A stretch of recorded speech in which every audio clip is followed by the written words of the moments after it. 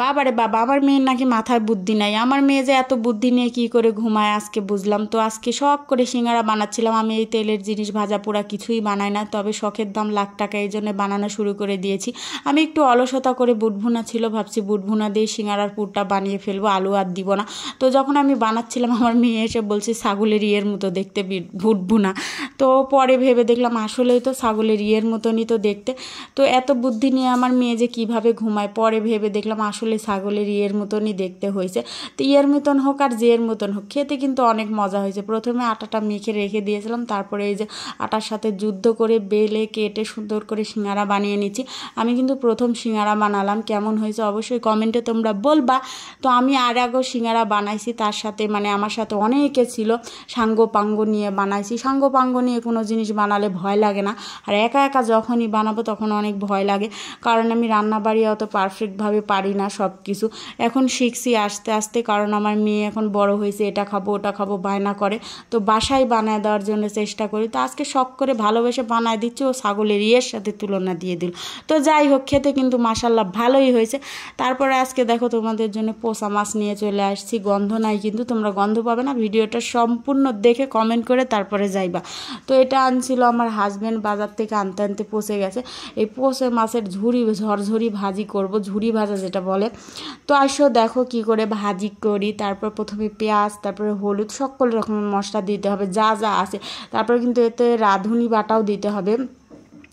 রাঁধুনি কি আগে আমি চিনতাম না, তবে আমার মায়েরা প্রায় তরকারিতে দেখি রাঁধুনি বাটা দেয়, এই জন্য রাঁধুনি বাটাটা আমি দিলাম। পচা মাছে রাঁধুনি বাটা দিলে খুব ভাল লাগে।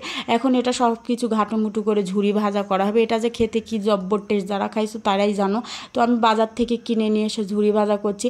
আর আগে দেখতাম আমাদের পুকুরে যখন মাছ শেষ হয়ে যেত, তখন মাছ মরে ভেসে উঠতো তখন কিন্তু ওই মাছটা উঠিয়ে এই ঝুরি ভাজা করা হতো। এতে আরেকটা জিনিস দেওয়া হতো, সেটা হচ্ছে গোনালের পাতা। যেহেতু আমি বাসা আছি, গোনালের পাতা তো পাবো না, গ্রামেও এখন পাওয়া যায় না, এই জন্য ওটা স্কিপ করে এগুলো সব কিছু দিয়ে আজকে করব। তারপর সুন্দর মতো মাছটা নেড়ে চেড়ে মাঝখানের বড় কাঁটাটা ফেলে দিব। তারপরে আস্তে আস্তে আস্তে আস্তে পানিটা যখন শেষ হয়ে আসবে, তারপর ফ্রাই প্যানে দিয়ে আবার একদম ভাজা ভাজা করব। যেহেতু এটা মাছের, পচা মাছের ঝুরি ভাজা, এটা কিন্তু খাইতে জব্বর টেস্ট হয়, যারা খাইছো তারা তো বলতেই পারবা। তো আবার এই যে চেঞ্জ করে নিলাম, এখন প্যানে তেল দিয়ে এখানে শুধু ভাজাভুজি করব। আমি একটা রান্না দেখছিলাম ইন্ডিয়ার একটা চ্যানেলে, হচ্ছে লইট্টা মাছের ঝুরি ভাজা। তো তেমনই হয়েছিল খাইতে, এটা লইট্টা মাছ না, এটা তেলাপিয়া মাছ। যাই হোক, এটা খেতেও কিন্তু অনেক মজা হয়েছিল, অনেক মজা হয়েছিল। আর যারা যারা খাওনি তারা ট্রাই করো। বাজার থেকে যে গরম পড়ছিল, মাছ আনতে আনতে পচে যাবে। তো মাছ কিনে এনে পচিয়ে এই রান্না আমি একবার করছিলাম, তখন যদি ভিডিও করতাম তাহলে খুবই ভালো হতো। তখন তার ভিডিও করতাম না।